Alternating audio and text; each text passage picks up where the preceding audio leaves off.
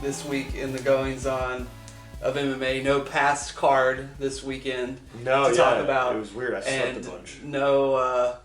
There's some fights on this weekend. Yeah. There's a forgettable fight card. Yeah. It's like very, very contractually obligated fight card going on. This is like that. Weekend. It's like a meal that you're like, yeah, I'm gonna just turn these scraps into a meal. Then you're like, I'm depressed. Like, I guess what is worth talking about is Bo Nickal. Bo Nickal's officially in the UFC. Had another great fight. It looked like somebody was playing at the same time. Well, he did like that ankle pick to left, and that is again, that's one of those shots where I'm like, man, even if you're not a high level wrestler, it's such a clutch thing to fire. And I was like, Frankie Edgar was amazing at hitting those. Yeah, I my first thought upon seeing it, because I watched it like live as it happened, was, oh, he just duffed him. Like, he just hit him with the left and sent him to night-night, and then climbed on top and did his thing. But upon closer inspection, I did see in slow-mo that was there. And it's like, it's one thing to do it that fast, and it's also another thing where some guys are committing 100% to the punch when they do that technique, and some guys are committing 100% to the takedown. Yeah. But it's that even 50-50, and that's what right on the money. That's what made it so good, is that it was just a dead even shot ankle pick. And whenever I've taught that, I'm like, look, you cannot commit to one or the other. Yeah. You have to have an even commitment to both, and it's not a super hard shot. It's just a commitment in and through. I think one of the things that really impressed me was the way he picked up the finish. Obviously, he could have. That guillotine was filthy. Yeah, he could have probably just stayed on top in mount and done. Like, I was talking to Kyle last night about this at grappling classes. I was like, when wrestlers get into this sport, they usually shine when it comes to a few moves. Arm triangle being the number one, I would say, because they're so good at top control. That those few submissions that make sense from top for a wrestler, they usually shine in that department. And Bo fucking locked that triangle up and then rolled into it at the exact perfect angle to get the choke. No adjustment needed. Like, literally just squeezed and it was over. Yeah. And I think that they really undersold on the commentary booth how impressive it is for a guy with the kind of credentials and the kind of background that he has to get into this and not just do the thing he's really good at. Yeah, like his transitions, he looked like a jiu-jitsu guy, not a wrestling guy trying to choke someone. Exactly. Like, you pick up on the finesse of it sometimes, and I was like, oh, he has the finesse of a BJJ black belt. Yeah. But he's a wrestler. Like, yeah, for that's real. Horrifying. Well, it's and his hands don't look bad either. No, like I mean, we don't get to see a lot of them, but it's just tight, simple boxing. Yeah. It'll be interesting to get like how coming from ATT, like he's in a firefight every day if need be. And it's one of those things where you're probably so worried about the takedown that it opens up shots. I mean, he's knocked out everyone pretty much. I mean, he would have knocked this guy out if he didn't want the submission. Like, he could have just called him back to the feet. But the guy he fought, Donovan Beard, I've watched some of his CFC fights, and he's no joke.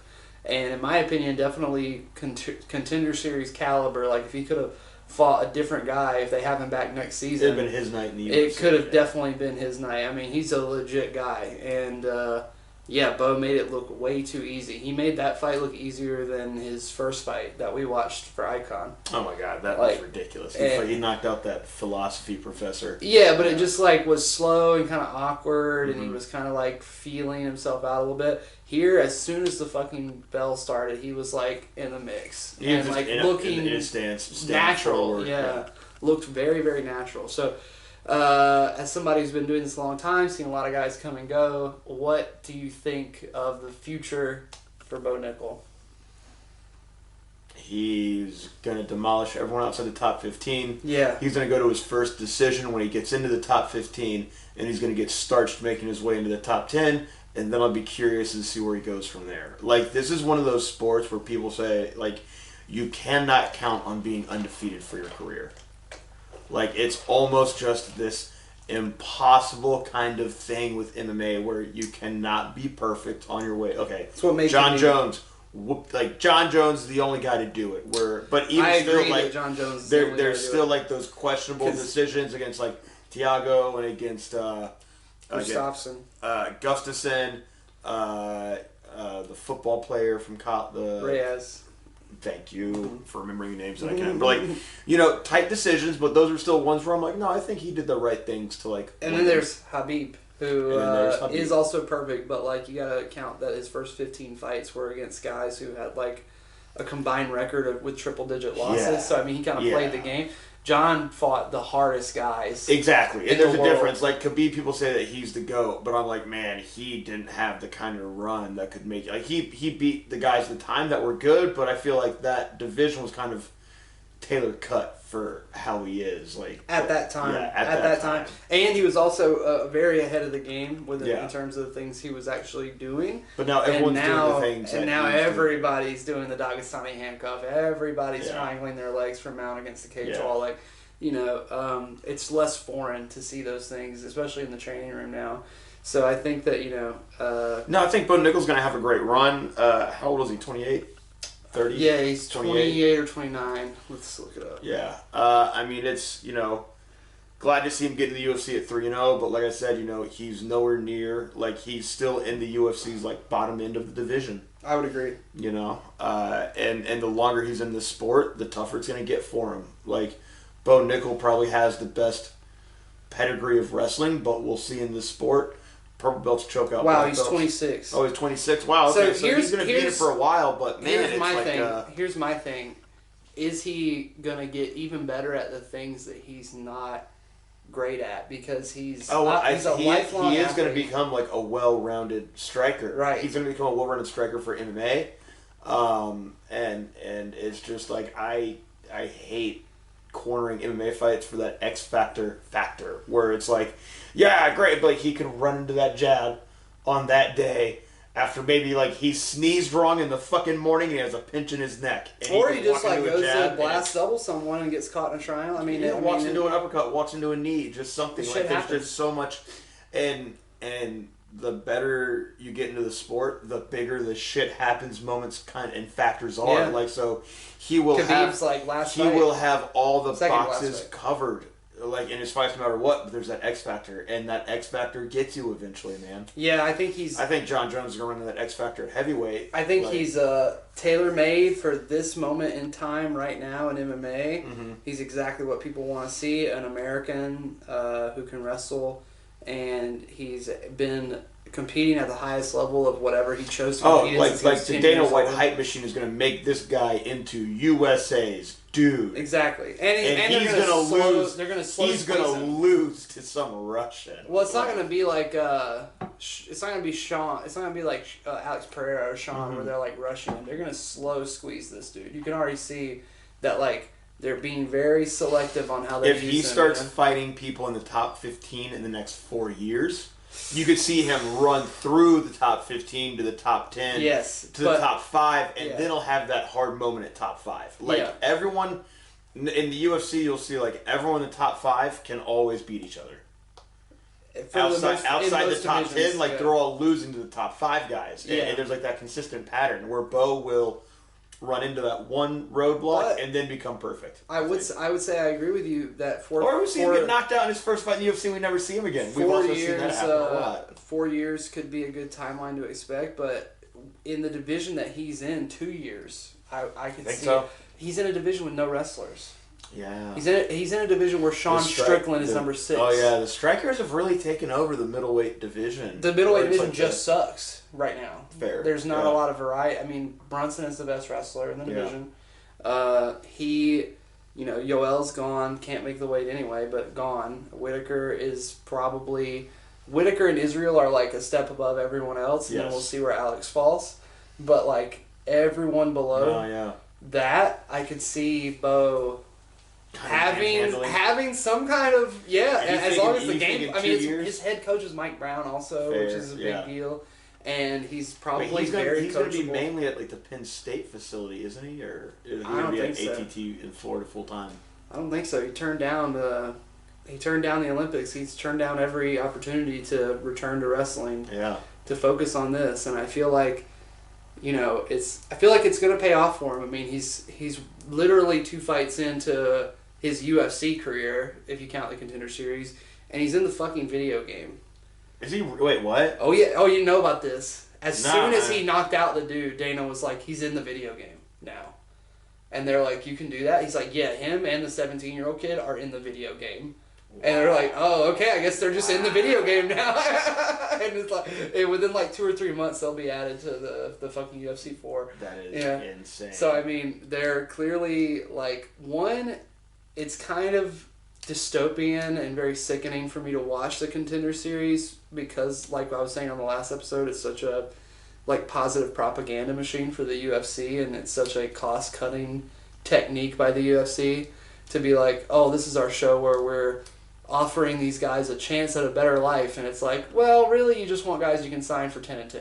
Yeah. You want to find guys who will sign the fucking contract for 10-10 that don't. That there's no way that Bo Nickal is still going to be on that 10-10.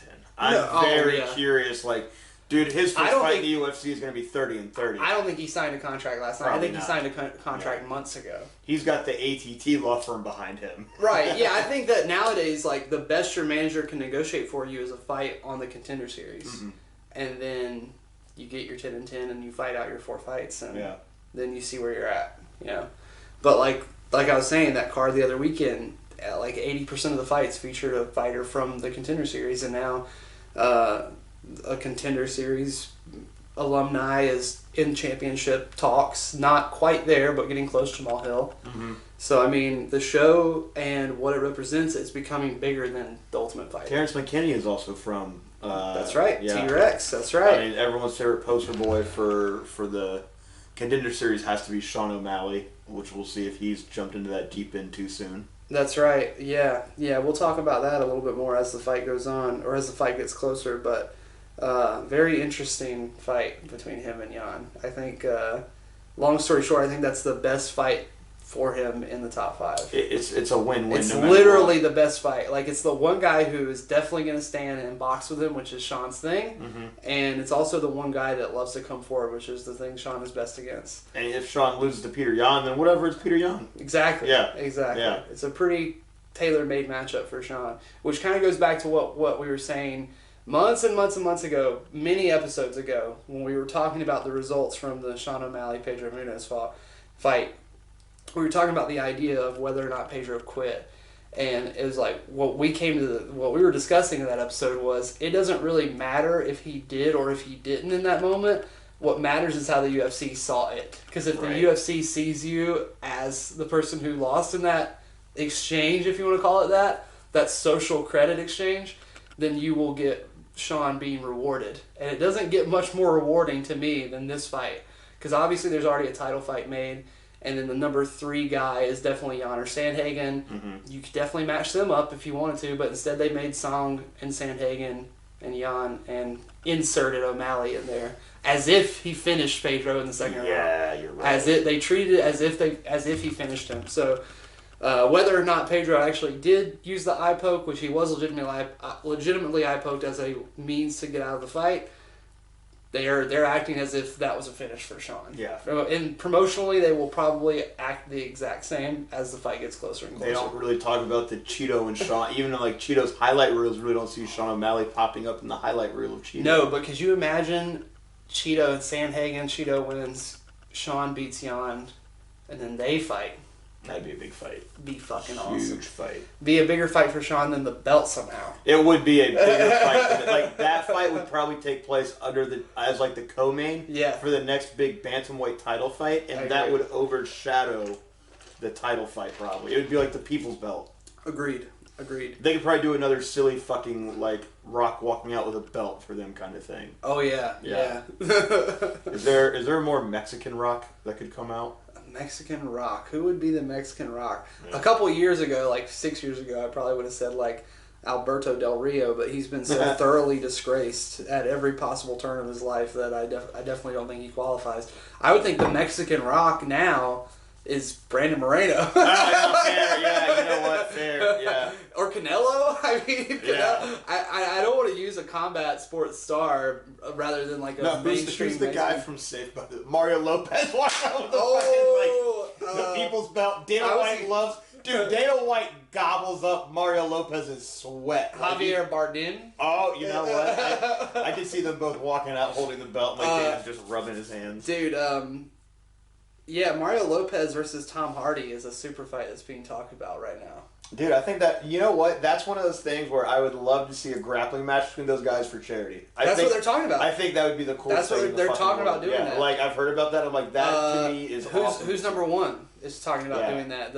I say, like, people should take note for this instead of, like, the celebrity striking shit. Like, it's also a safer thing to play, man. Like, I feel like a lot of, like, elite people really could get into grappling matches for charity. I think that would be an amazing thing to see, where it's like, dude, do not take on a pair of boxing gloves and fight another dude that can't fight. Not everybody's Idris Elba. Yeah, not everyone will actually train for in Thailand for a year. In Thailand and fight a guy who actually fought in K1, and you're just like, God damn, have you seen that whole documentary? Oh yeah. I have yet to see it. Like, I've only seen like there's bits and pieces of it up, and I haven't found the whole thing yet. Yeah, someone recommended it to me, and I watched it maybe like a year ago. I watched it. And as someone who's trained and like saw the reverence for which he approached the training, there were parts of it where I almost cried from like just. I mean, he really sheer he just put all of himself into it, which you have to do. The sheer all or nothingness of the entire thing was really like it's awesome, dude. You gotta. I think Talia would like it too. Oh yeah, she probably would. Yeah. But it's a really badass documentary, and he definitely looked Bangkok ready at the end of that process. But other than that, this week, not really shit going on. They said Shane Burgos is going to fight Marlon Moraes in PFL, and it's like, what the fuck are you guys thinking? Who the fuck cares? Well, fire your agent, first of all, Marlon. Second of all, come out of retirement into a league like PFL. It makes sense because you're like, he's already he can go for back when it was the other thing, World Series of Fighting. World Series of Fighting. Yeah, he was the champ in World Series of Fighting, so now he's going back to PFL, which is the rebranded World Series of Fighting. But he's going up to 45. Mm-hmm. And he's fighting a guy... fight one of the biggest 45ers. Physical, like, where he really... Longest. Shane Burgos makes... It is hands down the biggest featherweight I've ever fucking seen. When you see him in People of the Cage, I'm like, no, that's not like... That's like when you get the guys in video games to fight like the open weight class, and I'm like, there's a picture of him and Jorge Masvidal, and they're like this, like the same size. Like he's a little bit the same size. Mm-hmm. Yeah, he looks like a guy that walks around 175 and cuts down to 45. This is a guy who, if you wanted to move up to 45, if you asked to move up to 45 while you were still with the UFC, they reasonably would have match made you with this guy. Yeah. So it makes no sense to go over to PFL and do this fight because it's like. It's not even part of the season or the bracket, so there's no points on the line. Well, Marlon knows that he can get some sponsor money out That's of it, though. Like he's going to make more money in sponsorships than he's by the PFL. He's about to get $500,000 in sponsorships. Do you think that... If he's still worth that's that, true. maybe. That's true. He might not be approaching this with the idea of, like, he wants to fight in the regular season next year. I think he wants to catch up on some money and then sail off into the sunset. I think he could just do that in one. Yeah. Can you imagine how big him Marlon Moraes would be huge in ONE FC, man. They would love him over there. Yeah, him versus DJ would be awesome. That'd be amazing to fight. I would love to watch that. It'd be an awesome fight. But now we gotta see him versus Shane And I gotta Burgos. watch Shane fucking with a 9-inch reach advantage on him, knock him out. Whoa, 8.9 inches, I think, is what they said the reach advantage was for Burgos. And it's just like, he's one of the hardest hitting guys. He's one of the longest, strongest, biggest guys. You're not the world's biggest 35er. It's not like you had a lot of trouble making that weight. And here you are, getting ready to fight Hurricane Shane, potentially shortening your short career even further. And it's like, you're a chinny guy. Like, everything is kind of like on the set. side. Like, when I saw that matchup, I was like, why? Yeah. Like, is your CTE kicking in that bad that you think this is a good idea, man? Yeah, it could be a money thing, like you said. Yeah. It could be about the money. And with PFL, it usually is, but... I think Moraes knows that he's good enough to go to the distance with Shane Burgos and maybe not get knocked out, but still walk away $500,000 richer in losing. If I were to get $500,000 for a fight, like I'd be like, okay, I'll just do enough to not die. I can't believe that you could make that much money off sponsorships for the PFL, though. 100%. That's crazy. Yeah, I'm sure it's in the 100,000s. It's in the 100,000s. 200 is probably where I would think. But this is accumulation over like several sponsors and probably including his purse. Like it has to be around that. In order for that to be the case, you have to make it to the regular season. Shane can't end your career in this fight. Yeah. Even losing to Shane is like not a big deal. But if he injures you or knocks you out again, you might not even make it to the $1 million bracket. And then you're extra fucked. I was thinking about like the kind of celebrity that Marlon Moraes is not in the U.S. Right. This has a lot of like, he's got that it's like, you know, he's not getting maybe $500,000 in American sponsors. It's like or American dollars, or could be pesos. Like, I mean, like, you know, I think like the equivalents of like what he could be getting from like these South American sponsors, Brazilian sponsors will be close to that $500,000 range, man. Like it's good. Yeah, I mean, I hope he gets some good money for the fighting UFC someone is like fucking these guys. Man. Yeah, that's crazy. I mean, I know that famously years ago when Schaub quit the UFC, he was like, "Yeah, I started making $180,000 less per fight, and that was just his sponsors, and that's for Brendan Schaub." yeah. You know, when before he was Brendan Schaub, really even because he's worth way more now. Yeah, his career didn't really take off till he retired. Yeah, until Joe Rogan was like, "Hey, you're an idiot." Yeah. I think you'd be surprised. That's like one of the best fucking moments in the history of that podcast. So, other than that, Mackenzie Dern is taking on Zhao Jianan. I'll handle that name to you. Yeah, the Chinese incumbent striker. The other Chinese female MMA fighter that's not Zhang Weili. And she's a lot more voluminous in her striking and her approach. Classic striker versus grappler matchup. Mackenzie Dern, super deadly with the jiu-jitsu, but can't take a last down to save her life. No. So I could see her just pulling guard.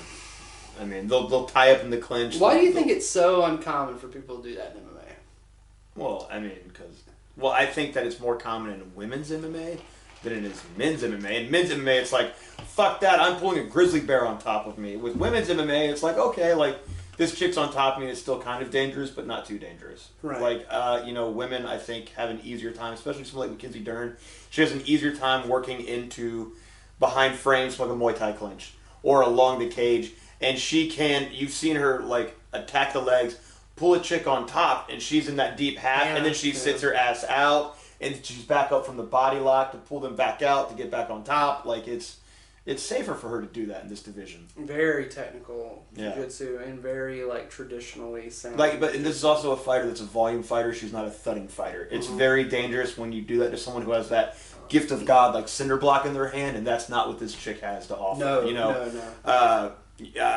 Dern is smart enough to find single strikes inside of a volume fighter to work her way into that body lock, to look for the inside trip, to put her on the wall, and then she's just light years ahead in the races for this. Yeah. I don't know what she's changed as far as her, like, camp or post whatever, but, like, just since she had her kid, it's like her body's completely different. Like, when she first came to the UFC, even before she had the kid, there's always been a rising weight, trend in female athletes. Like, and this is something, and I heard this from, like, my dad, who's a world-class athlete, where a lot of women will cycle having a baby X amount of time before an Olympic performance.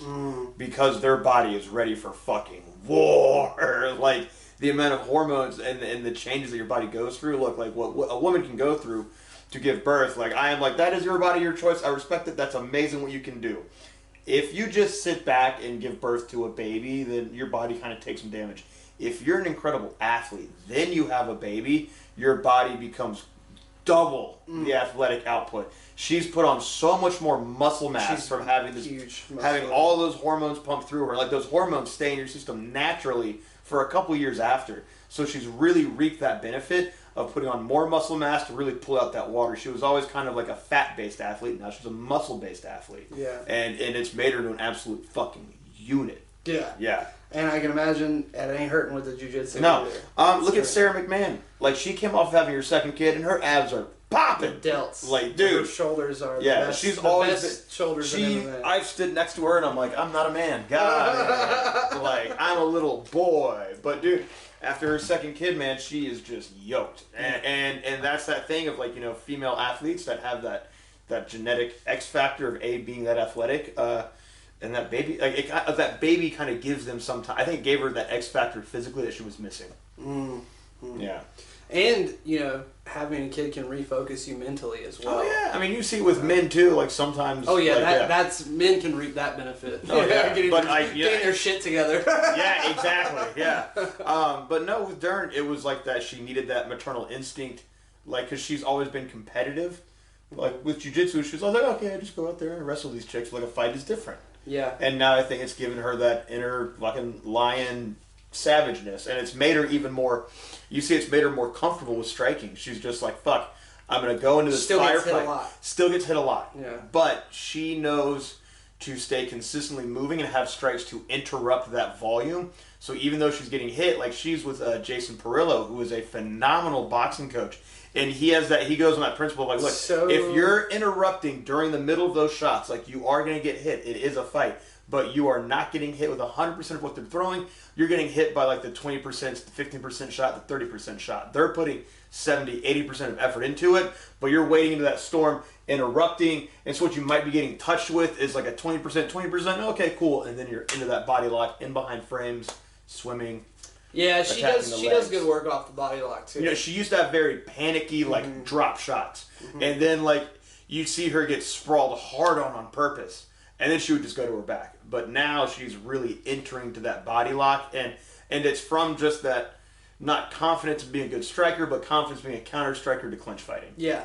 Infinitely more common in MMA is the bad shot to sprawl to get in your guard. Or like pull into half guard or something like that. Than a straight up guard pull. Yeah. I think she's also just developed into a well-rounded MMA fighter. That's it. It just takes time.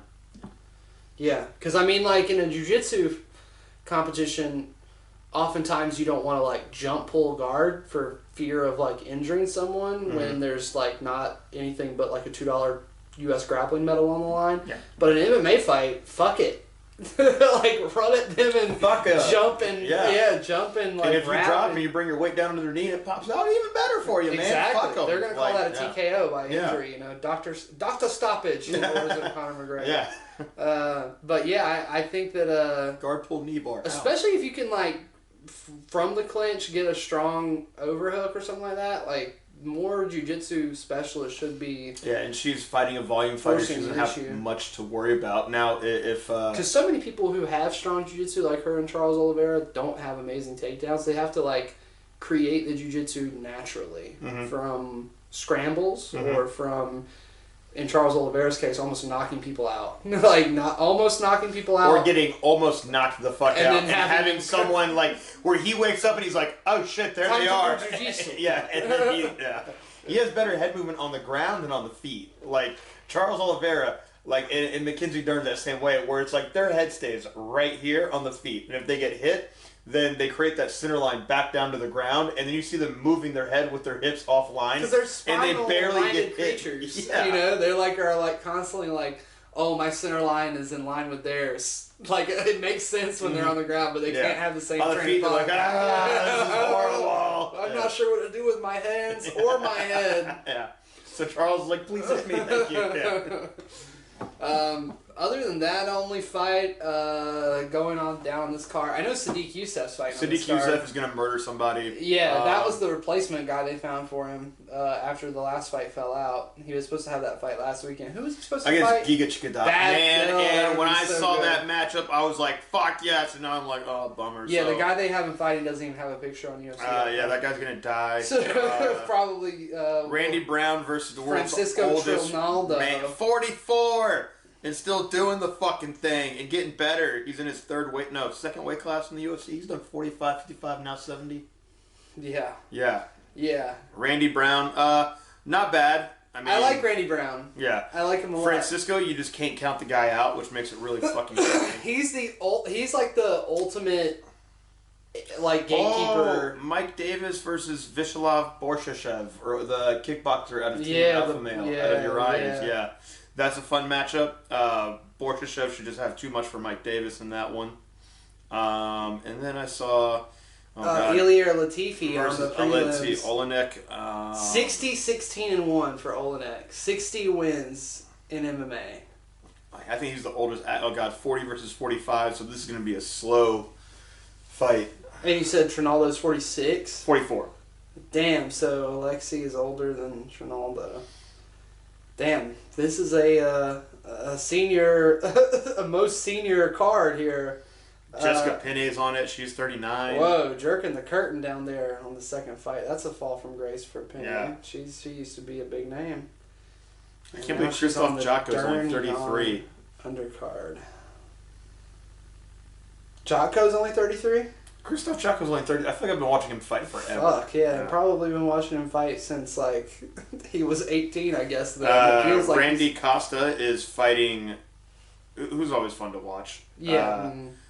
He's fighting Guido Canetti, who's 42. I love Guido Canetti also. I didn't know he was so old, actually. He's a beast. Yeah, I'm actually very shocked at that age. I thought I knew, they were like, yeah, he came into the UFC at a later age. And I was like, I didn't know it was that much later in life. Yeah, that's late. I thought that dude was, 35. You know, he kind of looks like the dude who plays the Punisher. Not Frank Grillo. No, not Frank Grillo. That guy could be the Punisher's dad.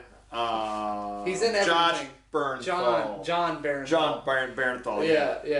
He looks a little bit like the Brazilian Barenthal. Like if Barenthal and Tony Loco Soto had a baby somehow. Shout out to Tony for the new sponsor. Yeah, his UFC debut. I remember them saying he was the first person to debut over the age of 40 in the modern era. Mm-hmm. That's pretty fucking crazy. Mm-hmm. And he looks good. He's a good-looking guy. Humans are fucking weird, man. Some of them can just. Some people literally come into their stride in their 30s, and some people are broken down by 30. yeah, for real. Especially if you've got a competitive athletic background in another combat sport, you're coming into with a bunch of damage. It's one of those things where Matt Mitrione came into MMA with a shitload of damage from football. Yeah, I try to tell people there's it's like you want equality, then stay the fuck away from fighting, because there's some people in this sport. It's like that's just not fair. Yeah, that's definitely in bodybuilding. I think I hear the term genetic lottery a lot when people talk about bodybuilding, but fighting is the ultimate genetic lottery. Some of these guys truly are just built different. Like we talk about guys like Justin Gaethje. He's kind of like one of the last of that breed of guys who just works hard enough and bites down on their mouthpiece hard enough to overcome that kind of disadvantage. He's part of that American jackpot where you see America is such a melting pool of really stubborn genetics. If you look at all these people that can really trace bloodlines of people that came over here on boats, they're the grandsons, granddaughters, great grandsons, great granddaughters of some bad motherfuckers. Dude, that's why. And you get this gamble of were these people's genetics in the Mountain Dew bottle in their fridge, or are these straight from Staten Island? That's why. And this is a hard motherfucker who married the grandson of a Mexican bricklayer. And then that person married a Russian. What is this genetic? Yeah, because Gaethje does have Latin in him. He's half Mexican. He is half Mexican. Yeah, I was gonna say he has a mariachi walkout sometimes. But dude, fucking, that's why all those guys from Dagestan look exactly the same. They're all cousins. They're all from the same genetic fucking pool. I think there's one or two more generations before they're actually inbred the way they all look out there, man. They might be a society of people that is emerging from a long line of inbreeding, honestly. Yeah, this is the hills have eyes. Because some of those motherfuckers do the hills have wrestling. That's what this looks like. Khabib looks like fucking Caesar from War from Planet of the Apes. When he doesn't shave this, and he just has all of his hair connected to Khabib has to shave his forehead to look like a person. Exactly, yeah. Sometimes. I mean, some of those motherfuckers look pretty Cro-Magnon-esque. Islam, also a pretty normal-looking guy. Dude, people recognize a lot of faces at weddings over there, man. They're like, oh, he's marrying my cousin's cousin. It is my cousin Sergei Nurmagomedov. Yeah. Oh, nope, sorry. That is a different Nurmagomedov. It is. My name is Nurmagomedov. Oh, shit. Yeah. You're invited to the wedding of Nurmagomedov and Nurmagomedov. Yes. Oh, yes. That's why they all are built the same. They all look the same. Some of them happen to be 6'3", so they get to be middleweights or whatever the case may be. But for the most part, they're all from the same line of Khabib's dad. And Khabib's dad had two brothers, and that's all the Dagestani fighters in the world. I want to see that family tree and just see how overlapping it is. It would probably be like Game of Thrones. Yeah. It would probably be like Game of Thrones. Yeah. So other than that, I mean, not a lot to talk about. No, I got guys competing in kickboxing this weekend at Walker's Card. Walker's Card, I actually got a student who Hunter. I got Hunter fighting Seth Prince. We called his frights. That's The Fresh Prince of Myrtle Beach? Yeah, Fresh Prince of Myrtle Beach. Vic is fighting someone from Next Element Academy, also out of Myrtle Beach. The Next Element. Shout out to Phil Painter. And then my student EK is making his debut on like a week's notice. Walker hit me up. He had an 0-1 guy at 165, and EK was like, "Yeah, I'll do it." He used to train one of my students, and now he's really turned out. EK has been getting rounds in with Hunter Anish and Trevor Loken. Trevor Loken makes his pro debut next weekend. A little Rumble on the River. Yes, sir. No, Rumble on the Little River. Yeah, something like that. Something like that. Yeah. It's in Little River, for God's sake. But, yeah, got EK popping up to make his debut on the week's the Next Element Academy, that's more of a jiu-jitsu school, so I'm actually pretty interested to see. Jiu-jitsu and MMA. I know old school dude from the Myrtle Beach scene, Nick Juritek. He's been like an old school, like when I say, I mean he's younger than me, but he's been boxing since he was like 13. And he's one of the boxing coaches out of there. Derek Kennington has a good boxing background. I know Jeremiah Scott and Walker Vivian have close ties to that school. I know they help out with the Muay Thai there. So how could they not? It's so... There's like, five this is gyms Vic's in second kickboxing match, and this dude that he's fighting is like 2-1 in MMA. So I'm like, oh, okay, good matchup. Yeah, Vic's solid. Vic's solid. Yeah. Vic's been helping out a lot with the gym too. Like I saw. Yeah, he helps. He whenever because I'm so kind of like worthless at normal guy shit. I'm like, hey Trevor, can you drill this? And I'm like, yeah, Vic's handiest. What, dude? He's the handiest motherfucker. Yeah, he helps me like cut up the mats and drill stuff into place. Yeah, he's a good dude. Padded walls going up soon. Yes, that's our next little project. Big deal. It's been wild to see how much that little spot has like changed from just looking at when it was like formerly a gambling den. I guess before we go, we could talk about. Did you see Melvin Manhoff get knocked out by Yoel Romero? No, I didn't realize how early in the day it was. Yeah. It happened at like 4 or 5. I was teaching class and it went down. And I was like, damn, I wanted to see that funeral. Yeah, it was in Ireland. So yeah, I'm not upset that I missed the Old Man Massacre. I saw that the fight was at 205, and then Yoel proceeded to call himself the best middleweight in the world after the fight was over. Of course he did. Called for the middleweight champion. And the he middleweight champion, Alex Levny, I think. He's convinced that 205 is middleweight. He doesn't know English. Yeah, maybe. He doesn't have his signature translator with him anymore. His Shawn Michaels looking translator. I saw Benson Henderson kick the dude from his back. Bro, that was awesome. Like one of the coolest kicks I've fucking seen. That was awesome. Yeah, he handled that fight Peter go to decision? It did, but it was not a classic Benson Henderson eking out the split decision. I thought he was pretty dominant. Oh, yeah. Really? Wow, okay. I thought he was pretty dominant. Yeah, Peter Keeley, as I mentioned on last week's episode, definitely an athletic specimen, but still not quite ready for the veteran savvy of someone like Benson. And it's kind of a shame to see because it just kind of further cements that Bellator is not even the B show anymore. Mm-hmm. And there might not even be the C show now that PFL is coming online. They might be the D show. Man, and they used to be in kind of not a stiff competition, but a competition nonetheless. You have like Bellator is kind of running off of what Strikeforce was. Like Scott Coker is a legend in like the promotion and in the fight world, but I feel like he's kind of the guy that still pulls up with a Fox Body Mustang to a car show, and he's still like, "Look how fucking cool my car is!" Fox Body Mustang. And I'm like, "It's a Fox Body Mustang, man!" Like. Cool, but like it's coming up again. Yeah, the old Fox Body Mustang. I make that reference because I'm just like, but like it's kind of true. It's like cool. I'm sure there are like 3 people watching the show that understand what that reference is. Well, back in my day, I think there's more people at a comedy show that know what a Fox Body Mustang is. Sadly, dude, no. Man, like when I think about it, I'm like, wow, I forget how fucking old I am. Right? Yeah.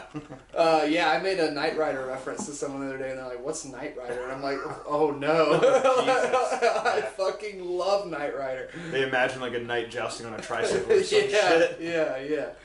Okay, but other than that, I mean, I think after this Dern card, there's another stinker card the weekend after with Alexa Grasso. And then the big boy, Oliveira versus Makachev, Sterling versus Dillashaw, Jan versus going on that O'Malley. My guys, be ready for a big show. I'm thinking we need to get some guests on. I was gonna say let's have some guests on. Maybe we'll do it at the gym. Yeah. We'll have like maybe 1 or 2 guests to talk about that one because that one's going to be at like a huge 2 in the afternoon or something. What the fuck? No, I think so Because it's in Abu Dhabi. Right. 2 p.m. is the main card. Oh no, it's on the same day as Toro Cup. I forgot. Oh, that's right. Oh no. Okay, buddy. But we'll still do a preview, and I'll be Man, I will be playing the prelims at the gym. I will be like, all right, everyone, don't die. I'll be making the 45-minute mad dash to the gym. We'll try to set up the projector this week at the gym. No, I mean, we can try. No, I can't do the projector. I got fights this weekend.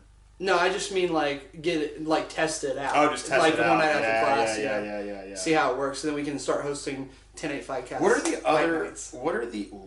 And movie nights. Exactly. I think we need to do some movie nights for some of these kids. Yes. Some of these kids need to get some Evan Peters having a lot of success right now for his role as Jeffrey Dahmer, but little does people know he was a Never Back Down, baby. He was the little dirty guy. Yeah. All right, guys. That's it for this episode.